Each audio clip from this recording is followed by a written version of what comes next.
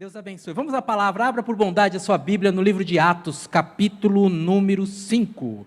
Sim, Atos, capítulo número 5. Mantenha a sua Bíblia aberta. Começamos hoje uma nova série de mensagens.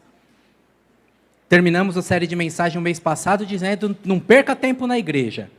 Foi a nossa série de mensagem passada. E identificamos aí situações que correspondem à perda de tempo, que está na igreja, mas não está agregando valor nenhum. E você viu como a igreja nos ensina e como nós podemos perceber com os nossos irmãos no início da jornada o que é prioritário. Agora, a nossa conversa traz, durante o mês de abril, um destaque para a identidade. Esse fator crítico que nos define, que às vezes nos leva à vergonha, que às vezes nos leva a desencontros na vida, a pessoa não saber quem ela é. Essa é a melhor maneira que eu encontro de resumir para você. Identidade é eu não saber quem eu sou. Imagine só, às vezes fica, né, meio ridículo, não fica? O cara já está um pouco mais maduro, quer parecer adolescente, fica meio parecendo casa de barro com vitrô, assim, fica meio, como dizia lá de onde eu venho, não orna, né? Identidade. Eu falei um cara, mas pode ser uma jovem senhora também, que fica meio piriguete. Não orna, né? Não orna. Cada um pode ser aquilo que quiser ser. Mas o importante é você manter a sua identidade, entender o tempo, entender as formas, para você não adoecer, para você não se frustrar, para você, inclusive, não ser até socialmente humilhado, para não ter nenhum desgaste. Não é se moldar ao que a sociedade quer, não estou falando isso, estou falando da sua identidade, que vai produzir em você segurança, que vai produzir em você autoestima, que vai calar todas as vozes adversárias, que vai anular todo levante contrário, toda fala negativa contra você. Se você tem identidade, quando alguém vem te criticar, você está tranquilo, porque eu sei quem eu sou.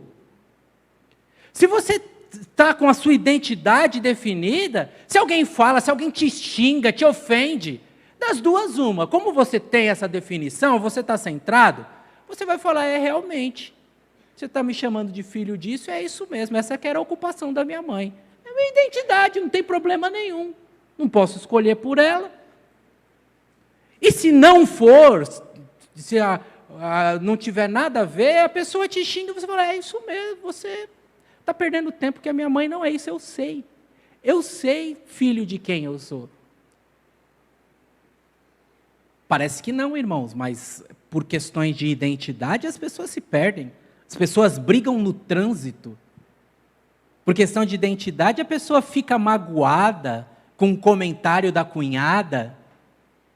Questão de identidade, tem mãe que chora, meu filho não me ama mais, minha filha não me ama mais. Não sabe o que fez, não tem a sua identidade. Não, eu tenho a identidade, eu sei o que eu fiz, sei o papel que eu ocupei. Além da identidade que estou falando aqui para a nossa vivência social e até para nós lidarmos conosco mesmo, nós temos uma identidade em Cristo. E a jornada dos irmãos nos ensina a poder reconhecer. Eu não queria falar identificar a identidade, porque ia ficar feio do ponto de vista do português a redundância, mas eu vou falar assim mesmo. Nos ajuda a identificar a nossa identidade, reconhecer quem nós somos em Cristo Jesus. E acreditem, em Cristo Jesus nós somos novas pessoas. Em Cristo Jesus nós temos nova natureza. Em Cristo Jesus nós temos novo destino. Em Cristo Jesus nós temos nova moral. Em Cristo Jesus nós temos nova mente. Em Cristo Jesus nós temos um novo olhar. Identidade. O próprio Jesus falou para os seus discípulos, para eles terem identidade. Falou, no mundo é assim, mas não será assim entre vós. Identidade. A música popular brasileira, durante uma época dos mais diversos ritmos, ela trazia algumas historinhas. Lembra de música que trazia historinha? Nos mais diversos ritmos. Por exemplo, no rock tinha o Eduardo e Mônica, lembra? Quem um dia irá dizer. Se eu cantando o hino já é ruim, os irmãos com misericórdia escuta, imagina eu cantando Legião Urbana, é pior ainda. Mas você lembrou da música, porque tinha uma historinha do Eduardo e Mônica, dos mais diversos ritmos. Tinha uma canção, irmãos, que dizia assim: certo dia, o Zé da Ralé resolveu ser bacana. Mesmo a pé, chegou bem rapidinho em Copacabana. Camisa xadrez no seu corpo ao mês, calça pescando e mal remendada, seu sapato estava sem graxa e com a sola furada. Resolveu paquerar uma granfina encostada no muro, nem sequer lhe passou pela cuca que estava duro. E nessa historinha que o cantor vai trazendo e vai envolvendo as nossas mentes, despertando as nossas visões, o Zé da Ralé queria ser aquilo que ele não é. E aí chegou um cidadão de Copacabana e deu um tapa no Zé da Ralé e falou: ô Zé da Ralé, volta para o seu lugar, se toca, né? Nem se passou pela sua cuca que você estava duro, como é que você vai cantar uma menina aqui em Copacabana? Problema de identidade. Quem quer ser aquilo que não é. Problema de identidade. Pode encontrar alguém que coloque a ele no seu devido lugar. E isso sempre é um processo doloroso, quando alguém nos coloca no devido lugar. Ainda que não seja com violência física, mas uma palavra, fala: ô meu, se toca. Identidade. A identidade pode acontecer no sentido oposto do Zé da Ralé. O Zé da Ralé achava que ele era aquilo que ele não era, mas existe gente que é, e no sentido oposto. Numa baixa autoestima, no sentido oposto. Ele é, mas ele se encolhe. Oh, eu não sou não, tadinho de mim, coitadinho. Percebe que o problema de identidade pode estar nos dois extremos? O problema de identidade pode estar no aspecto de ter uma visão, aquilo que o apóstolo Paulo chamou na terminologia bíblica de ter uma visão de si mesmo além do que convém. Você pode ter uma visão além do que convém e pode também ter uma visão aquém do que convém, ter um olhar para baixo. E em Jesus, nós encontramos, irmãos, a perfeição do equilíbrio. E em Jesus, nós encontramos o homem como o homem foi criado para ser. Jesus, 100% homem, nos ensina o que é um homem regido por Deus, cheio do Espírito Santo, dominado pela palavra, um homem que agrada a Deus. Você lembra que uma das autoridades, se a memória não me trai, Herodes, falou para Jesus assim: ô, tenho ouvido falar muito de você, hein? Faz uma mágica aí para eu ver. E Jesus, irmãos, Jesus não tem problema de identidade, Jesus não precisa provar nada para ninguém. Jesus ignora o rei, Jesus ignora o governador. Não tinha problema de identidade. Foi criticado, porque ele jantava, almoçava com prostitutas e pecadores. Ele não tinha problema de identidade, eu sei quem eu sou. Eu entro ali, falo do amor do meu Deus, eu passo coisas boas para eles não me contaminam. Não tinha problema de identidade. Eu e você temos problema de... eu vou entrar aí, o que vão pensar de mim? Fala a verdade, você não acha isso? Jesus não tem problema de identidade, Jesus está seguro de quem ele é. Seguro de qual a missão ele veio cumprir, seguro a serviço de quem ele estava, seguro sobre quem ele deveria agradar. Tanto é que com muita tranquilidade, sem nenhum tipo de arrogância, ele disse assim: quem de vocês me convence a pecar? Observe então, que a vida social de Jesus mostra a pessoa com identidade, com autoestima, com controle que não faz nem ficar soberbo, nem arrogante, nem ficar para baixo, nem ficar de alguma forma, me fogem as palavras agora, mas de alguma forma com sentimentos de autocomiseração. Não era nem um coitadinho, nem um soberbo. Ele era quem ele era. E andar com Jesus nos ensina a ser quem nós devemos ser. Andar com Jesus nos permite encontrar na vida este equilíbrio, que as pessoas não nos ofendem, as situações não nos mudam, as circunstâncias não nos corrompem, as ofensas não nos atingem, as dores não nos machucam, os ataques da vida são enxergados, são vistos como etapas a se cumprir, como momentos que se passam e que até muitas vezes nos aperfeiçoam. Nessa fala, nessa visão e nesse equilíbrio, nós encontramos então os seguidores de Jesus, que eu pedi para você abrir a sua Bíblia em Atos capítulo 5, começando no versículo número 17. Quando a Bíblia nos conta a história, a partir do versículo número 17, sobre discípulos que estavam presos. Na prisão, aparece diante deles, versículo número 20, um anjo que fala para eles assim: olha, vocês estão livres, saiam, vão em frente e transmitam ao povo toda a mensagem da vida.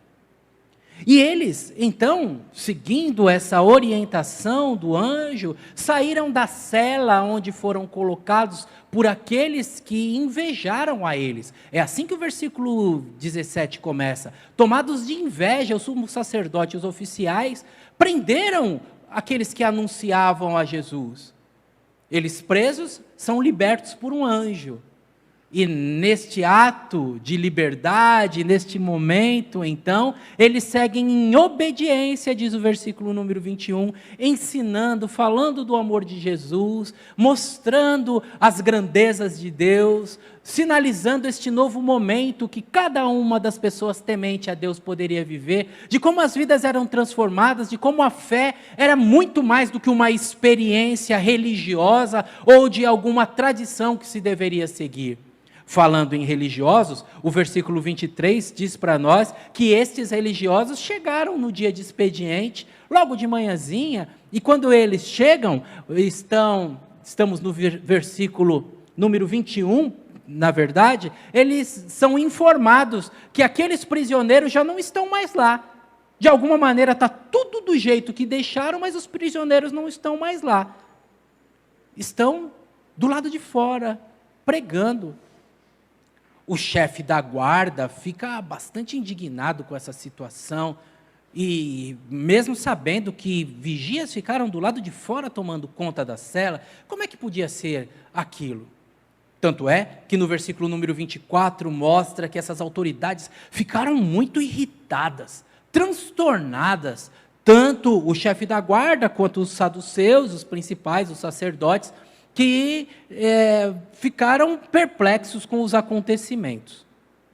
Avançamos para o versículo número 25, quando a gente descobre que a notícia chegou para as autoridades e que o capitão, versículo número 26, foi ao encontro daqueles que voltaram. Não é que eles foram soltos para ir para casa, para a liberdade, não.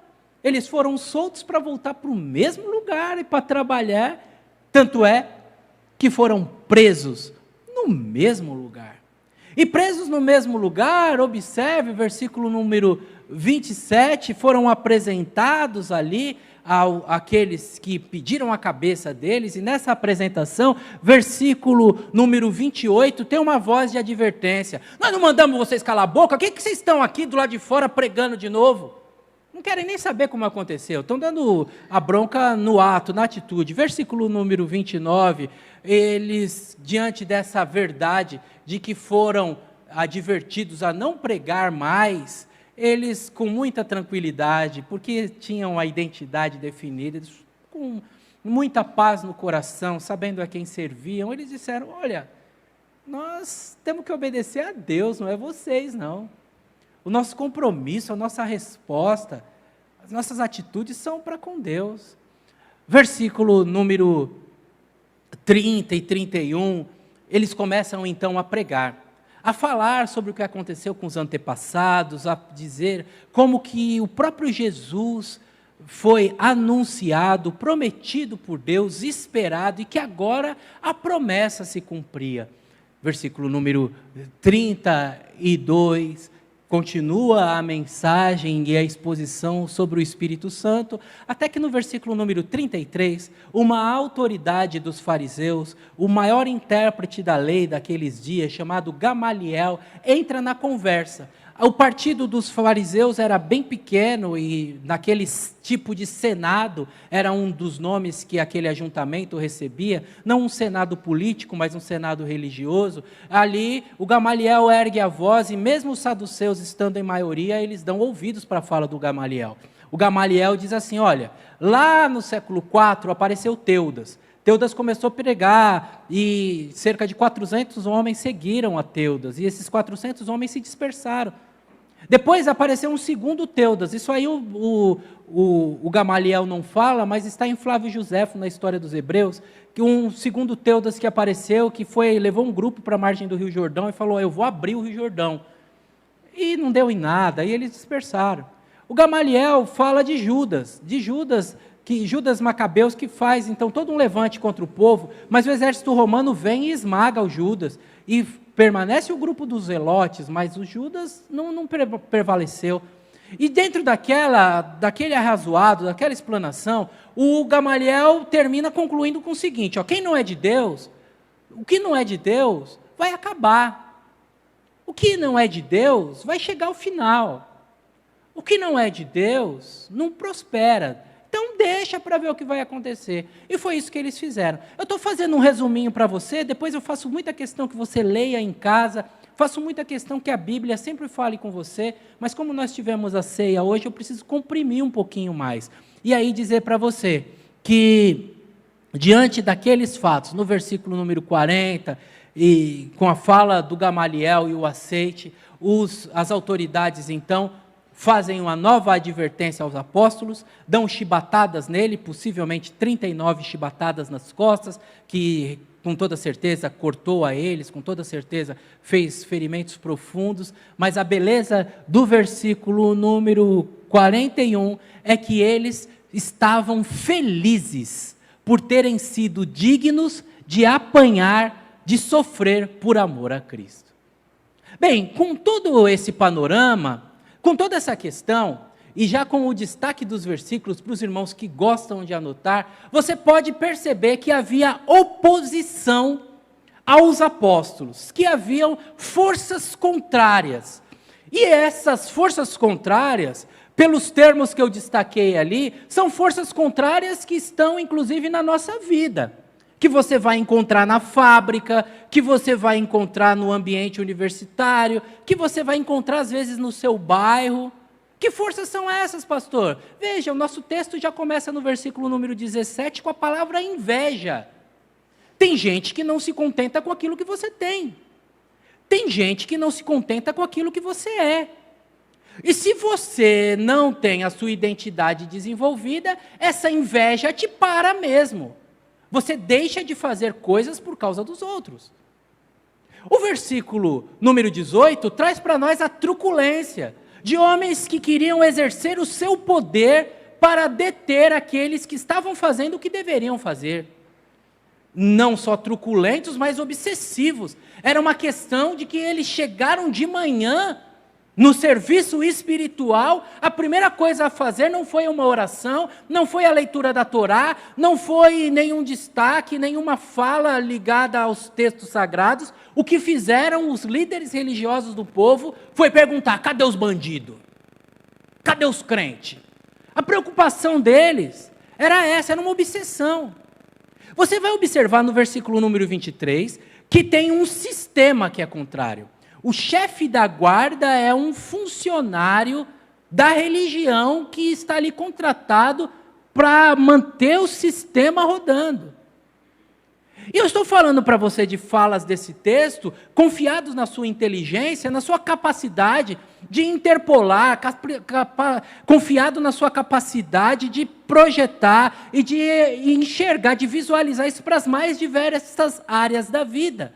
Às vezes você tem uma função no serviço público e até mesmo um cargo de liderança na indústria privada, ainda assim, o sistema não deixa você resolver problemas. E se você resolve, ainda te persegue, até a hipótese de você perder o seu emprego. O versículo número 8 mostra o autoritarismo daquelas autoridades. Cala a boca, não é para falar mais. A palavra usada no versículo, que nós não lemos, mas você verá em sua casa, de acordo com a sua tradução, nós proibimos expressamente. Eu preciso que você entenda que existem forças contrárias. Eu preciso que você entenda que existe oposição. Eu preciso que você entenda que nem sempre as pessoas nos apoiarão, nos incentivarão e estarão do nosso lado.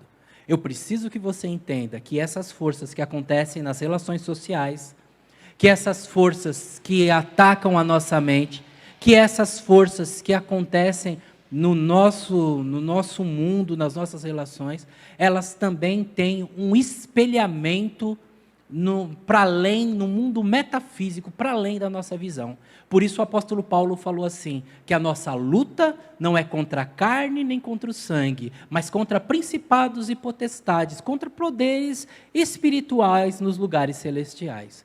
Entenda, existem oposições à sua vida. Entenda, tem gente contrária a você. Entenda, tem seres espirituais contrários a você. Entenda, a vida não vai fluir sem atrito. A vida tem desafios. Pastor, como é que eu faço então? Se tem gente com inveja de mim, se tem gente truculenta, se tem gente mandando eu calar a boca, se tem gente que não quer que eu desenvolva, como é que eu faço? Bom, é disso que nós estamos falando nessa noite. Se eles falarem e você acreditar, você fica no meio do caminho. Se eles falarem e você acreditar, você cala a boca mesmo. Se eles falarem, se eles impedirem e você não contornar, eles te brecam. Mas em Cristo Jesus nós temos uma identidade, irmãos, que nos permite seguir em frente, que nos permite, sejam poderes das trevas, poderes do inferno, poderes da língua maldosa, seja da família, fora da família, da vizinhança, do governo, seja da onde for, quando tiver um levante contra você, quando você sabe quem você é, em Cristo Jesus tudo é diferente. E olha, eu nem estou falando para você que o anjo entrou na cela para libertar ali os prisioneiros, eu nem quero entrar num campo sobrenatural, porque viver é sobrenatural, e todo dia nós temos livramento, ainda que um anjo não fale com você, face to face, não fale com você, olhando nos seus olhos, acredite, o anjo do Senhor acampa ao redor dos que o amam e os livra, acredite, tenha um cuidado de você, viver em si é sobrenatural, não quero nem chamar você para esperar por anjos, por esperar por forças cósmicas, quero ensinar você, mostrar para você, o que os nossos irmãos fizeram, como era a identidade deles, como eles viam a si mesmos, e acredite, às vezes a gente se vê como menos. Você lembra dos espias que foram ver a cidade de Jericó? Você lembra do livro de Josué? Quando os espias voltam, o que eles dizem é assim: aos olhos dos moradores da terra, nós somos como formigas. Não sei se você percebeu, vou falar de novo. Foram mandados 12 espias para olhar, vocês vão, sobe ali, de cima do morro ali, da montanha, e vai como quem vai para Campos do Jordão. Quando chegar na serra, você olha para baixo, e dá uma olhada lá para Pindamonhangaba. E aí você traz a notícia para nós, como é que é a cidade? Aí os espias foram lá, subiram, de cima da pista, olharam para baixo, aí eles falaram assim, olha, aos olhos dos moradores de Pindamonhangaba, nós somos como formiga. Ué, que conversa de doido é esse? Não é uma conversa de doido? Como é que eu sei, como é que o outro me vê? Quando eles dizem, aos olhos deles nós não somos nada, aos olhos dele nós somos pequenininho, aos olhos dele nós somos como formiga, o que ele está falando não é deles, o que ele está falando é o que está no coração. Ele se via como formiga e colocou na boca do outro. Percebem, irmãos? É disso que nós estamos falando, de identidade. E em Cristo Jesus, nós temos uma identidade. Em Cristo Jesus, nós temos uma visão que corresponde aos fatos, não ao que os outros pensam, não ao que o meu enganoso coração pensa, mas em relação àquilo que é. Ou seja, eu sou aquilo que Deus diz que eu sou. Não é o que eu acho, porque meu coração bambeia. Não é o que as pessoas dizem, que as pessoas não dão com nada. Seja por me elogiar, seja por me criticar. Eles mudam. Quem me elogia num dia, me critica no outro. O que inclui minha mãe. Né? Então, o que importa é o que Deus fala. E a palavra de Deus, e o texto, traz para nós, no versículo número 28, a verdade de que eles são portadores da vida, portadores de uma mensagem que traz vida. Haja o que houver, qualquer impedimento, qualquer barreira, qualquer força contrária, eu sou portador de uma mensagem de vida. Os portadores das outras mensagens são portadores de mensagens de ilusões, mensagens paliativas, mensagens que você consome agora, daqui a pouco passa o efeito, precisa consumir de novo. E isso serve para uma caipirinha, isso serve para cerveja, isso serve para uma bolsa no shopping Interlagos. Serve para qualquer coisa. Você compra, precisa comprar de novo. Você come, precisa comer de novo. Você vai, precisa ir de novo. Portanto, não é vida. Mas nós somos portadores, e o destaque do versículo 28 é exatamente este. Olha, vocês saem daqui da prisão e vão lá para a praça, levem para o povo esta mensagem de vida. E é mensagem de vida. Mensagem que faz com que o triste encontre alegria. Mensagem que faz com que o desesperado encontre esperança. Que o inseguro sinta-se bem. Mensagem que faz com que haja vigor e transformação. Mensagem que ajude a enfrentar a vida. Mensagem que ajude a encarar a morte. A nossa manhã de hoje começou com um ofício fúnebre. E dentro daquela tristeza da separação, a alegria dos irmãos louvando a Deus, porque um irmão em Cristo Jesus foi recolhido pelo Senhor. Livre das dores, da enfermidade, novo céu e nova terra. Tudo isso porque recebeu a mensagem de vida.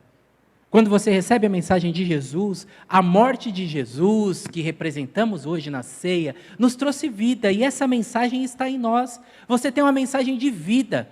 Quantos casamentos morrendo, você tem uma mensagem de vida. Quanto emocional morrendo, você tem uma mensagem de vida. Quanto desespero tomando a conta do coração, uma mensagem de vida.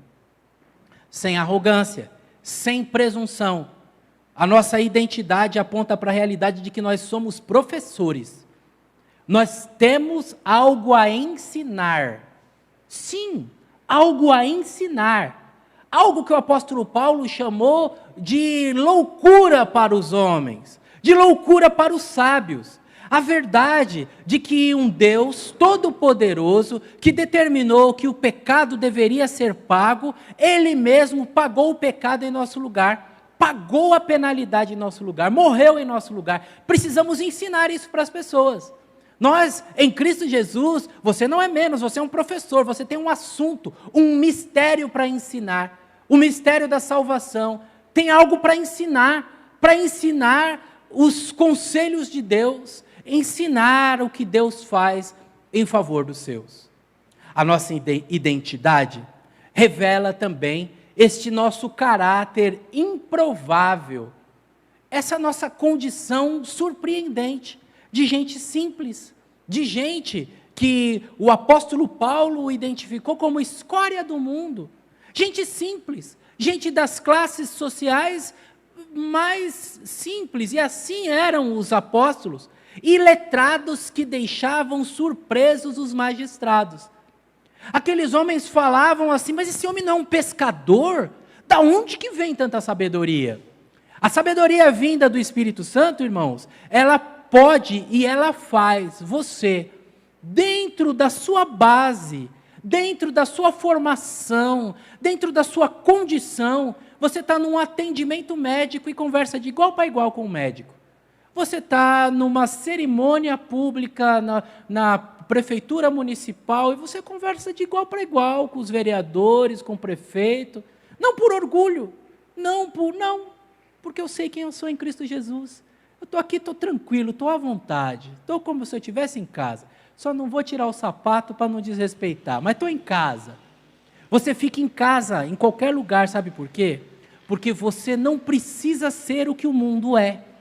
Você não precisa vestir o que o mundo veste, ter os títulos que o mundo tem. Todo título que você tiver é bom. Eu tenho alguns e me orgulho deles. De vez em quando cito os títulos que tenho, são bons, mas também são passageiros, não são eles que me levam para o céu. Os títulos que você tiver é bom. As conquistas materiais que você tiver são boas. Todos nós gostamos de conforto e de bem-estar. Eu também gosto, todos nós gostamos.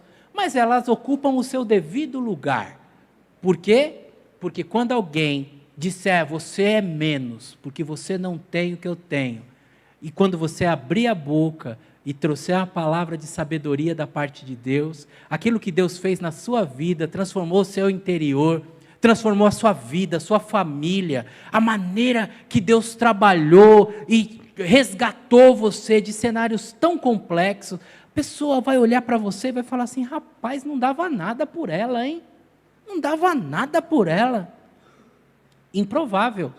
É assim o trabalhar de Deus. E é assim que nós somos, irmãos. Na nossa identidade, mostra que nós somos pessoas que conseguem organizar as ideias. O cristão não é um religioso místico. O cristão não é um religioso que está apegado a uma mitologia e ele diz, não, foi assim. Ou como diria o Chicó no Alto da Compadecida, né? Só sei que foi assim. Não, não. Nós temos um argumento firme, sólido, vivo. Podemos falar de Jesus do ponto de vista comercial. Jesus comprou a nossa vida com o seu sangue. Podemos falar de Jesus do ponto de vista jurídico. Nós fomos declarados inocentes num processo chamado justificação, quando o juiz olha para o culpado e declara ele inocente. E Jesus é a nossa justificação, o justo juiz reconhecendo e concedendo liberdade para esse que merecia condenação. Podemos falar do próprio ponto de vista da religiosidade dos judeus. Jesus é a nossa propiciação, o sangue derramado do sacrifício que traz a paz, traz o perdão dos pecados. Nós temos argumentos, irmãos. É isso que nós somos, pessoas que conseguem conversar, pessoas que conseguem responder. E aí as autoridades falam assim, cala a boca! E você fala, cala a boca, já morreu. Quem manda na minha boca sou eu. Vocês falavam isso quando vocês eram crianças? Eu falava isso aí. Cala a boca, já morreu. Quem manda na minha boca sou eu. Porque eu tenho uma coisa para dizer. Eu tenho algo especial que aconteceu na minha vida. Olha lá na sua Bíblia, percebe o versículo número 30. Eu tenho uma mensagem. O Deus dos nossos antepassados, o Deus dos nossos pais, Ele ressuscitou Jesus dos mortos, disseram os apóstolos para aquelas autoridades judaicas. E esse Jesus ressuscitado, vocês mataram ele. Veja, irmãos, a ousadia, a autoridade, a força de quem diz o que aconteceu. Vocês colocaram Jesus na cruz, mas Deus tirou a ele do lugar de vergonha, da cruz que era destinada aos criminosos, e colocou ele no lugar de honra, assentado à sua destra, como Rei dos Reis e Senhor dos Senhores, à direita de Deus, reinando como Príncipe e Salvador. É esse Jesus que nós servimos, é esta mensagem que está viva no meu coração e que define a minha identidade. Sou filho de Deus, essa mensagem define a minha identidade. Reinarei com Jesus, essa mensagem define a minha identidade. Jesus, que foi morto pelas maldades dos homens, foi exaltado por Deus para me conceder vida.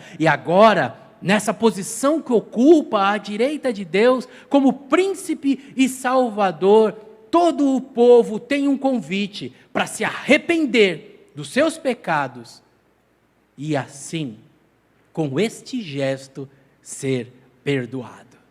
Nós temos argumentos, irmãos. Nosso argumento é muito forte. É muito forte. O mal não prevalece. Nosso argumento é muito forte. Deus deu sinais reais da sua intervenção na história. Nosso argumento é muito forte. O amor de Deus não pode ser detido. Nosso argumento é muito forte. A força da religião, ela não tem poder sobre os desígnios de Deus. Nosso argumento é muito forte. A morte de Jesus tem um significado. O nosso argumento é muito forte. Aqueles que se arrependerem dos seus pecados se beneficiarão da morte de Cristo Jesus e por ele serão salvos. Mas ninguém se engane. Nessa noite que eu digo para você que a gente tem condição de ensinar, nessa noite que eu digo para você que a gente tem condição de argumentar, nessa noite que eu digo para você que a gente tem todo o recurso para vencer, para contornar as situações negativas, nessa noite que eu digo para você, levante a sua cabeça, mesmo sendo pessoa simples, você é príncipe em Cristo Jesus.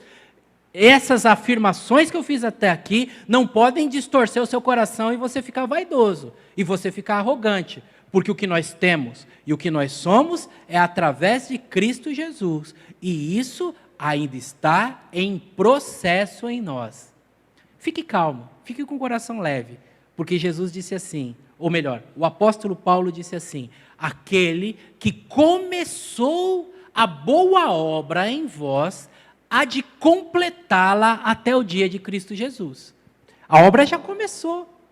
E eu tenho absoluta certeza que hoje eu sou melhor do que eu fui ontem. Tenho absoluta certeza. Mas também sei que eu estou bem fraquinho ainda em relação a amanhã. Tem muito que melhorar. Entendeu? Você melhorou. Melhorou, é gradativo, nenhum de nós chegou lá. Aliás, eu até desconfio que quando a gente chega, Jesus puxa, né? Hoje de manhã eu falei, irmão Moisés, os irmãos deram risada lá na frente. A igreja que eu pastoreava era uma igreja que naquele tempo tinha 60 anos de organizada, e tinha membros fundadores, tinha muita gente com a idade avançada lá. E aí, um dia eu falei lá, o Carlos José, assim, falei para os irmãos, Senhor, irmão, mas na hora do louvor, o irmão não levanta a mão. Aí o irmão falou assim, não, pastor, a gente que é mais velho, assim, se a gente levanta a mão, Deus puxa. Falei, então não levanta não, né, irmão, para ficar mais um pouquinho com nós aqui, que vai que ele puxa mesmo, né? Então, se você tiver perfeito já, acho que já vai dando tchau para todo mundo aí, né? Mas enquanto nós estamos aqui, irmãos, tinha um cântico antigo que dizia, sempre melhorando, sempre... Não é isso, irmã Alessi? Sempre melhorando. Claro que aquele Robson lá de trás, meus irmãos, vixe, não era nem para estar aqui hoje. Já tinha morrido. Estou melhor. Mas amanhã eu vou estar melhor ainda. Depois da manhã, se vigiar, se não relaxar, melhor ainda. E é igual você. Às vezes você fica preocupado, ai pastor. Não, calma irmãos, é um processo.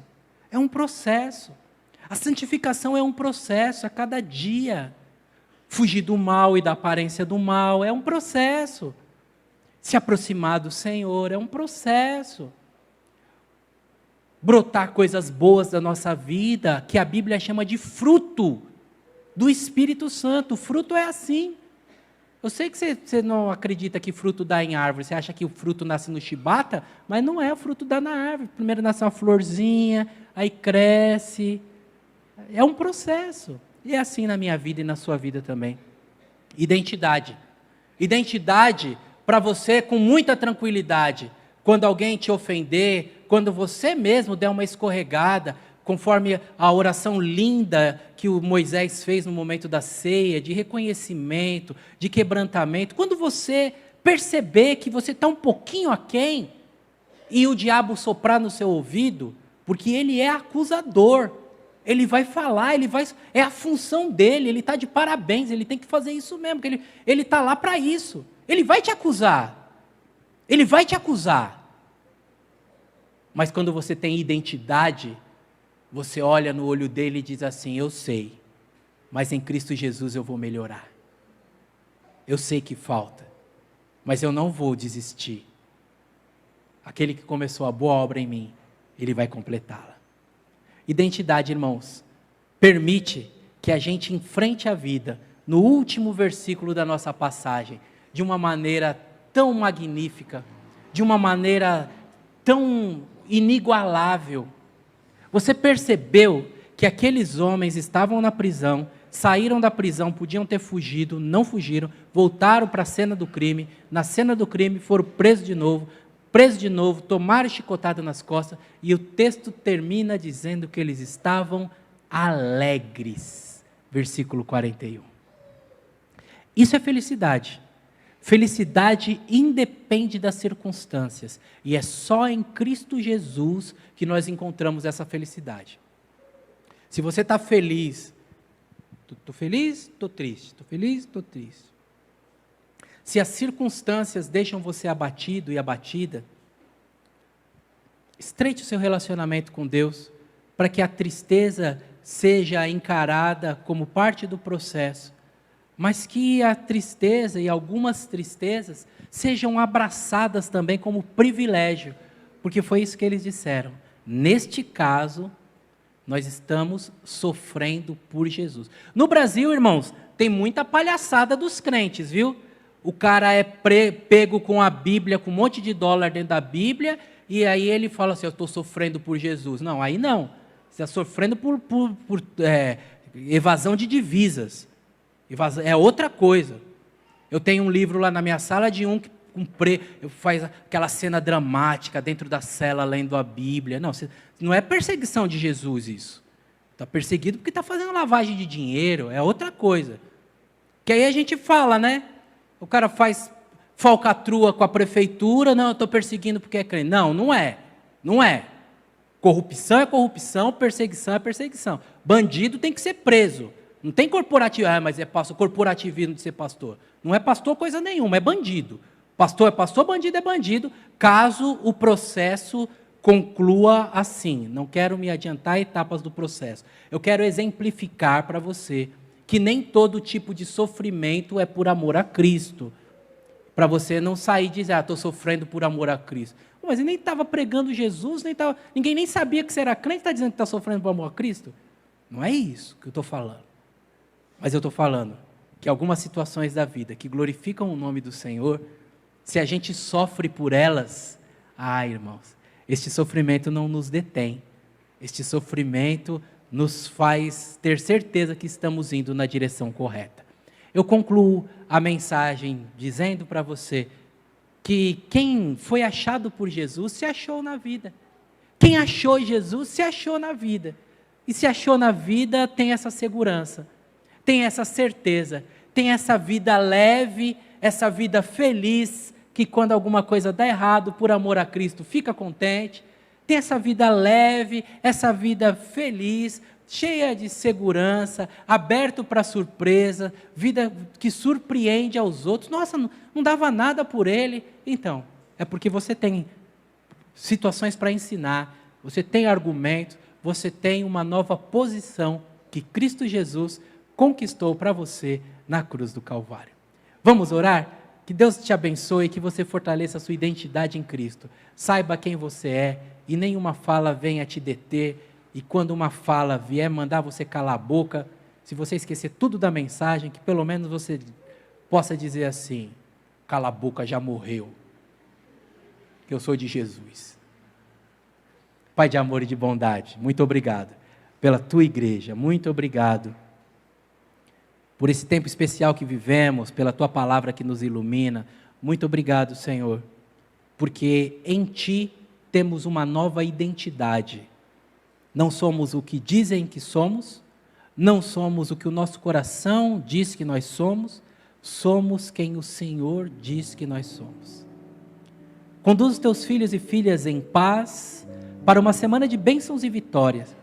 Derrama, Deus meu e Rei meu, em cada lar, cada família aqui presente, cada família aqui representada e os irmãos que nos assistem pelas redes sociais, as tuas mais ricas bênçãos de alegria, saúde, prosperidade e paz. É o que eu te peço e já te agradeço em nome de Jesus. Amém.